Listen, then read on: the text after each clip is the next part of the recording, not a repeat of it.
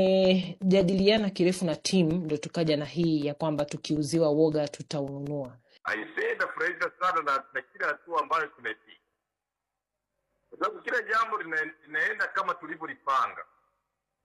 Sasa inatakiwa tuongee na Mwapolepole akazie pale pale ili kuteka hisia za wananchi na chuki zidi kuwa kubwa kwa Samia na watu wake. Na uzuri ni kwamba familia nzima wanafanya kazi nzuri sana kama alivyotuahidi Polepole. Jana Polepole amefurahi sana kuona mipango inaenda vizuri kama ilivyopangwa. Na muda ukifika atajitokeza kwa mtindo ule ule tuliouandaa. Tumeshauza ajenda yetu kwa wananchi. Imepokelewa vizuri sana.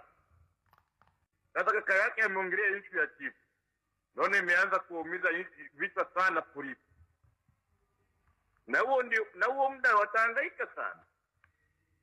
Sisi tunapata muda wa kuendelea kuwatenganisha wananchi na serikali.